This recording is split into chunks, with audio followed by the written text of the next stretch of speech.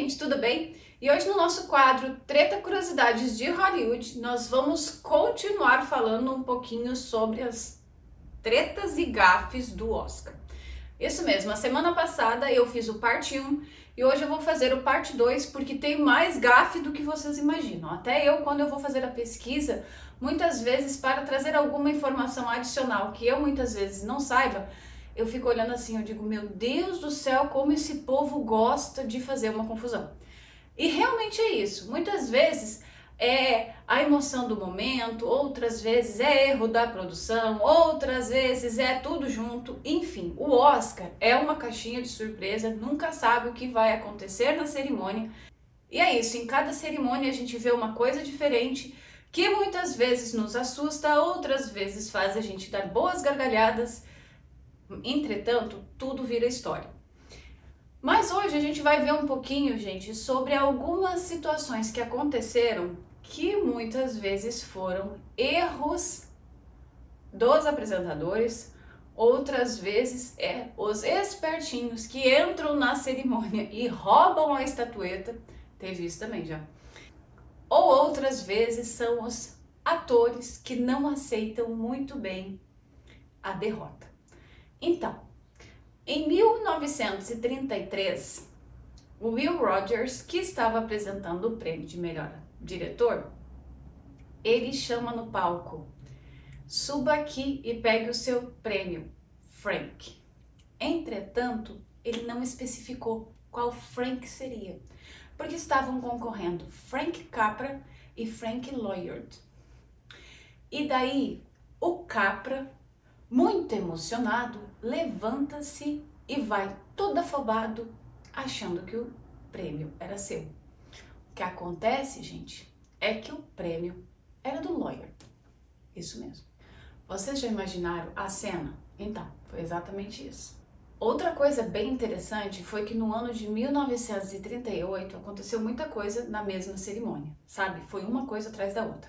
Mas o que é interessante é que teve uma atriz que não foi à cerimônia naquele ano e teve alguém que recebeu o prêmio por ela. Alice Bratt, que estava concorrendo ao prêmio de melhor atriz coadjuvante por Velho Chicago, não compareceu à cerimônia.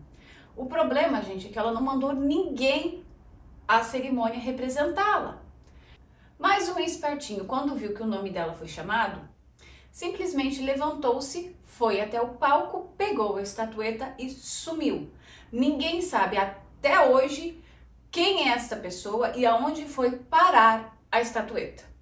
Resultado, a academia teve que fazer uma segunda estatueta e enviar para a Alice.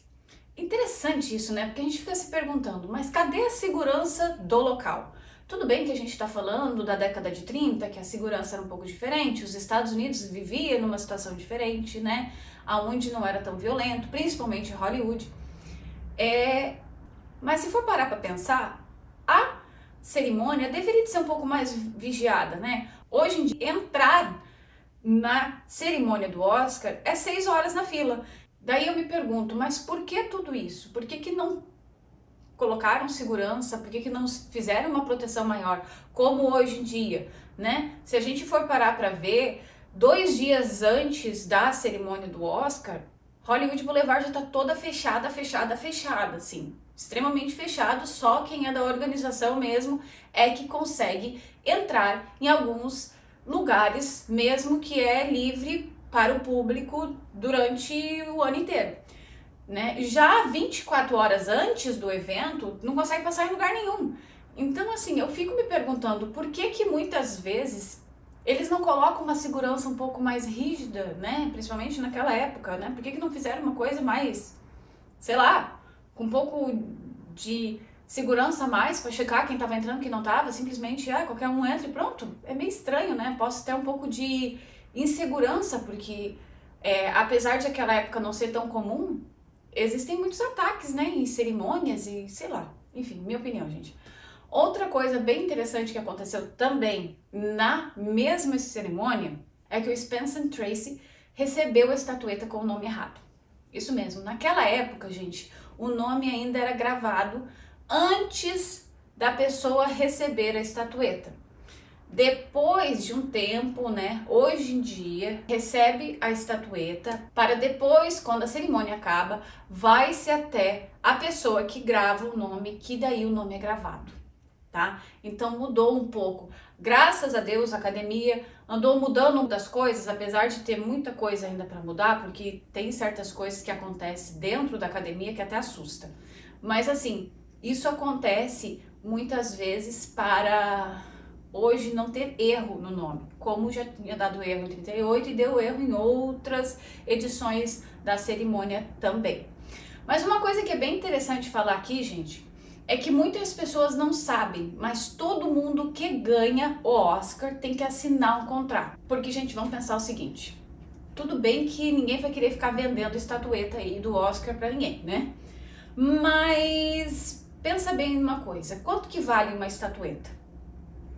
Para um profissional é um valor incalculável, correto? Pois é. Mas vai que um dia a criatura está passando uma situação ruim financeiramente e ela decide querer vender o Oscar. Isso pode ou não pode? Isso não pode. Então, a produção do Oscar custa aproximadamente $900 para ser feito. Não é feito em Los Angeles, é feito em Chicago e elas são transportadas para cá na semana do Oscar. Entretanto, gente, como eu falei, quando a pessoa ganha o Oscar, ela assina um contrato com a academia, dizendo que se ela tem vontade de vender ou se desfazer da estatueta, ela tem que retornar a estatueta para a academia e vai receber $1. É mais ou menos assim, porque a academia não quer que a estatueta seja vendida como se fosse em forma de um leilão, porque já aconteceu isso no passado. Então hoje eles não querem que isso aconteça mais. Outra coisa que foi um tanto quanto inusitada foi em 1998, onde o Titanic brilhou na cerimônia do Oscar, né? Teve 11 estatuetas, então foi um filme que chamou muito a atenção mesmo, só conseguiu chegar a esse nível mesmo, poucos filmes, entre eles Ben-Hur, só que teve uma situação um tanto quanto constrangedora. Quem não viu, pode até procurar no YouTube, consegue ver a cara da Kate Winslet de decepção quando o nome da ganhadora de melhor atriz não foi o dela. Então, ela estava linda mesmo, ela estava com o vestido todo verde, com bordados dourados, ela estava muito bonita, ela foi muito elegante para a cerimônia. Ela sentou na primeira fileira esperando que fosse receber a estatueta, entretanto quem recebeu foi Ellen Hurt e ela ficou com uma cara um tanto quanto decepcionada e isso foi visível. Ela ficou com aquele sorriso amarelo, sabe?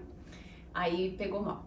Enfim, coisas que acontecem, ela não conseguiu disfarçar, mas é isso, gente. Outra coisa bem interessante é que a atriz que mais recebeu indicações ao Oscar antes dos 30 anos de idade foi a Kate Winslet. Ela foi indicada 6 vezes ao Oscar antes dos 30 anos.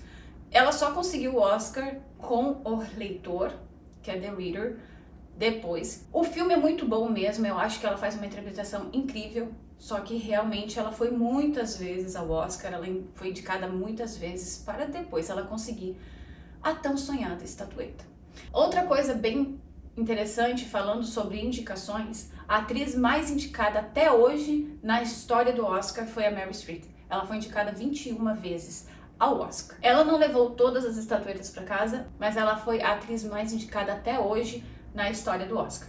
E é isso, gente, um pouquinho mais sobre as tretas, gafes e curiosidades de Hollywood. Lembrando que eu ainda vou fazer um vídeo especial no quadro Café com Cinema, onde eu vou trazer toda a história do Oscar. Claro que eu não sei se eu vou conseguir fazer tudo num vídeo só, lembrando que temos quase 100 anos de história, onde muita coisa aconteceu, onde entrou categoria, saiu categoria, onde hoje a academia conta com 24 categorias fixas, contando com categorias como filme estrangeiro, filme de animação, documentário e muitas outras categorias.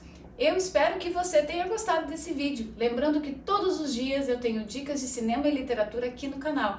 Sem falar, gente, que eu estou trabalhando para trazer uma temporada exclusiva aqui para você.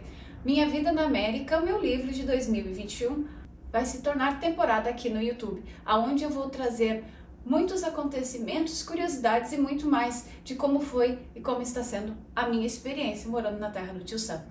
Eu espero que você goste. Não deixe de dar o seu joinha, comentar, compartilhar e seguir o canal. Lembrando que eu também vou deixar as informações para os 2 concursos que o Grupo Hoffman Litera e a Anne têm na descrição. Eu te vejo a semana que vem. Tchau, tchau!